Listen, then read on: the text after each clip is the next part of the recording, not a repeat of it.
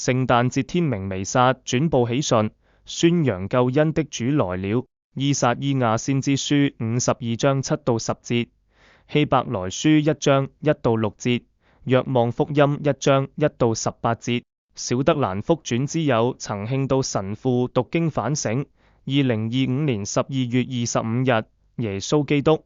基督宗教的特點之一是啟示的宗教，即創造萬物的天主不嫌棄卑微的人類，而立意要與人建立關係。建立關係的一個重要步驟是與人溝通、交談，把自己顯示給人，這就是啟示之義。天主告訴人是誰，對人有什麼期待，人該如何做才能到達天人合一的愛的共融天國。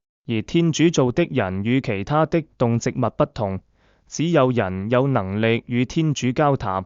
藉住有理智和意志功能的靈魂，人可以與完全是精神體的天主交談、溝通。最原始的交談方式是透過天主所創造的有條不紊、千奇萬妙的宇宙萬物，看到這些受造物的果。人憑理智推理分析，能探知有一個因，就是全能、全智的造物主天主的存在，而興起感恩頌讚之情。所以各民族，不論多麼原始，都有拜神的現象。天主進一步給人啟示，就是藉由派遣先知與各民族的人說話。先知是天主的代言人之意。狹義來說，最具先知職務的是選民的先知，如梅瑟、厄里亞等。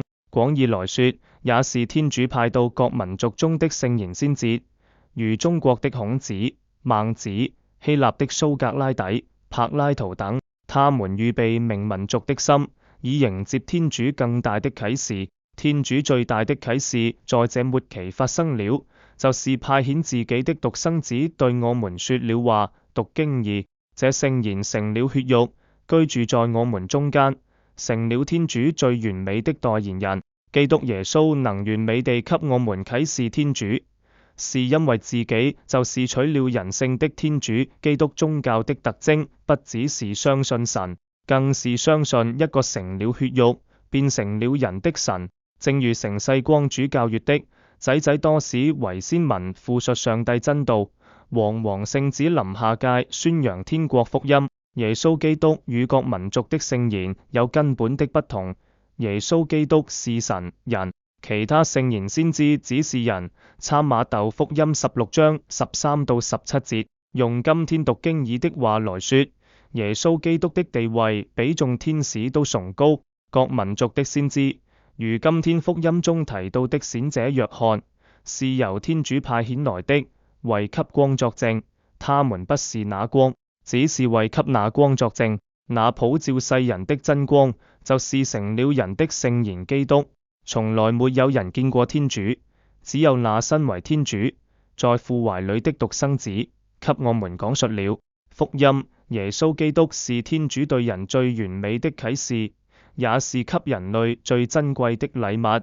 這禮物不像人護送的鮮花、鑽戒等禮物，好看但沒有實際效用。耶穌基督似天主給人的禮物，使凡接受這禮物的人充滿權力，成為天主的兒女。讀經2，即從罪惡中被拯救為天主的子女，能繼承天主的產業。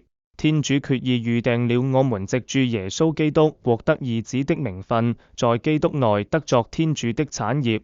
厄弗所書1章5節、11節。而天主的產業有多少啊？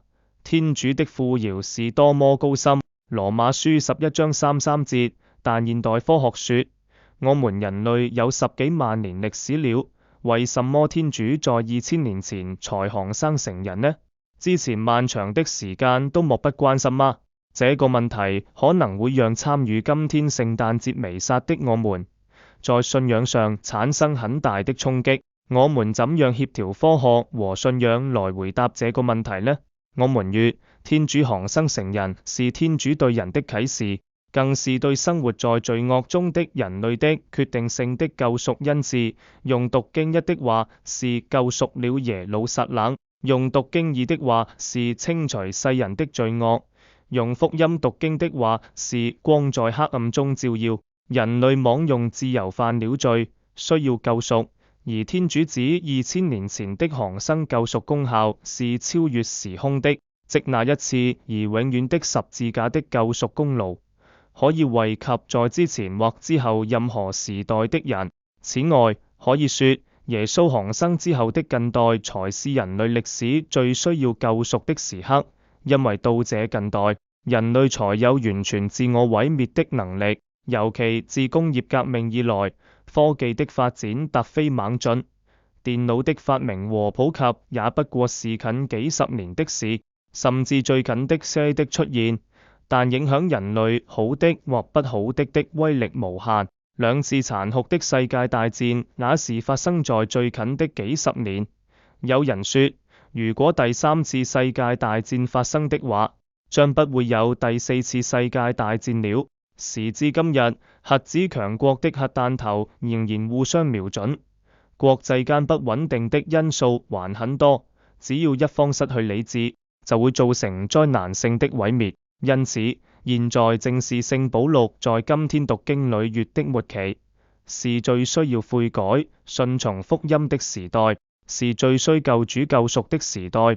在現代，每天都可能產生新的動不安的時日。我們個人會感到十分的渺小無力，但今天我們慶祝的救主以一個無助的嬰兒出現了。這嬰兒確實是在萬民前顯露了自己神聖的力量，安慰了的子民，救贖了耶路撒冷的天主。我們的天主為王了，讓我們興高采烈，一起歡呼。讀經。